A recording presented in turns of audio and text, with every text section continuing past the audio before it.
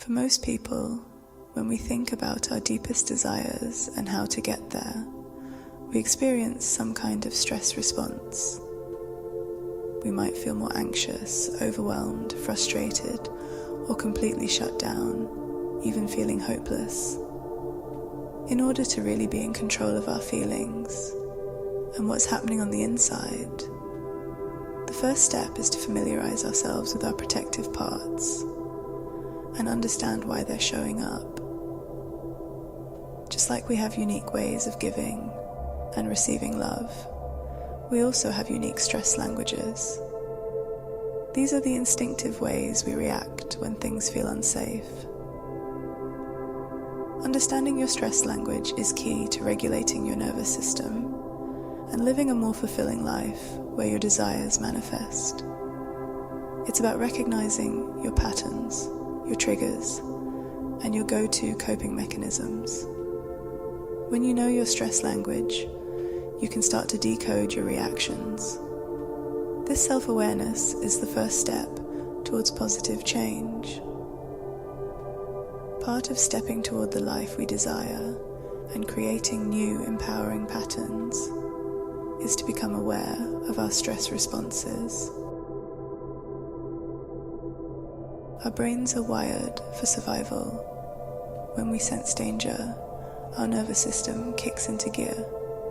This is our stress response, and it's designed to protect us. Because of this, for most people, when we think about our deepest desires and how to get there, we experience some kind of stress response. We might feel more anxious, overwhelmed, frustrated, or completely shut down, even feeling hopeless.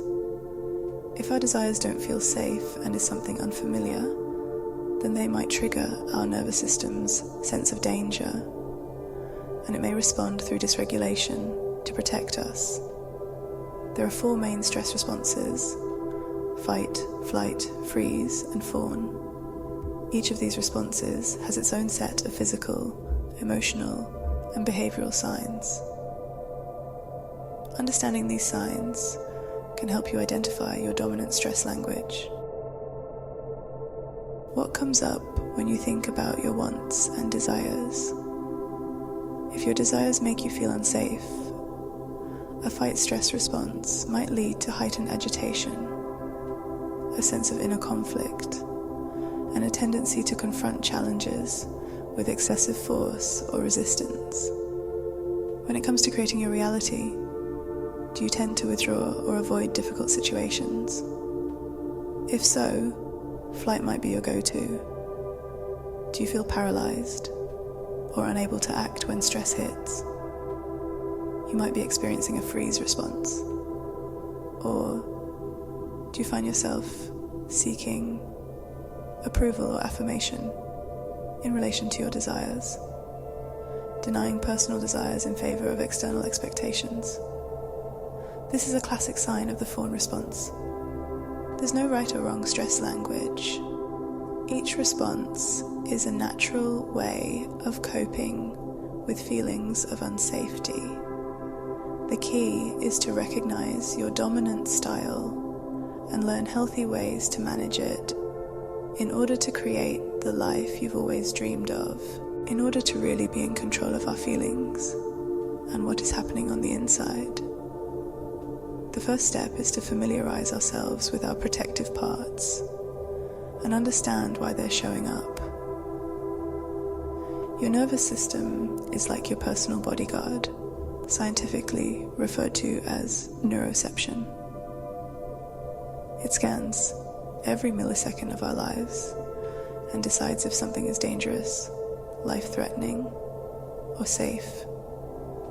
It does this by looking at your database of past experiences, specifically traumatic experiences that have not been healed yet, and good experiences. So, if your desires remind your nervous system of something dangerous from the past, it will come in to protect you in the form of dysregulation. This can look different depending on your stress response. Fight response might look like emotions such as anger, anxiety, frustration, defensiveness, restlessness, being snappy in conflict. Common thoughts are, I have to do more, I have to work and try harder. There's a sense of urgency. Body sensations include increased heart rate, heavy breathing, tightness. Flight response might stir up emotions of fear, worry, panic, and a feeling of wanting to run away or escape. Your thoughts might include, I need to find a way out, avoidance, ghosting, cancelling. Body sensations can feel like heaviness and tension in shoulders, neck, and chest area.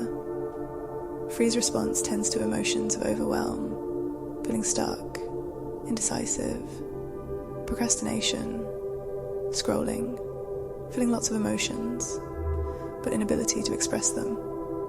Common thoughts that might cross your mind could include, I don't know, I need to do this, but I can't, nothing makes sense.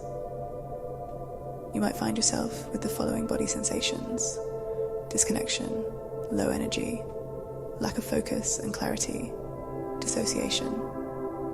Finally, fawn response might induce the following emotions: thought spirals, shame, guilt, doubts, people pleasing. While body sensations might create tension around the throat chakra and solar plexus, chest area. In order to step toward the life we desire with ease, we have to show our nervous system that we're safe in the here and now. Anytime you notice feeling dysregulated, this is a sign to get into your body. Just bringing presence to the moment, taking some grounding breaths, or placing a hand on your heart can already help to show your protector parts that you're safe. Your breath is one of the most powerful tools to support your body, work with your nervous system, and simply create that space of pure awareness and spaciousness. Imagine opening your body when you feel angry, sad, or insecure, instead of contracting and shutting down. Imagine just allowing yourself to feel what's arising inside and witnessing the emotion just moving through, instead of needing to fix yourself or find yourself stuck in the stories you've created. Remind yourself that these are beliefs, not truths. Your breath is literally the gateway toward your body and opens up the portal to your feelings and expression. It's just as simple as taking a breath before you react to a trigger and noticing what's happening inside. That one breath can change everything. And in this continuous choosing of pausing before reacting, you're allowing your body to release layer by layer what has been stored and return to life with more presence and an open heart. Which nervous system state do you find yourself mostly in when you want to take a step toward your desires? How does it show up in your body?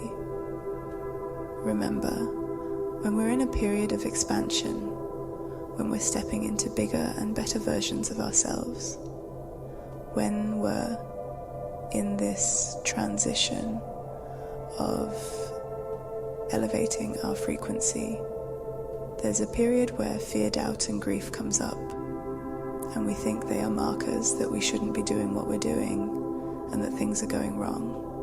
Rather, these are just old parts coming up, old limiting beliefs, old wounding.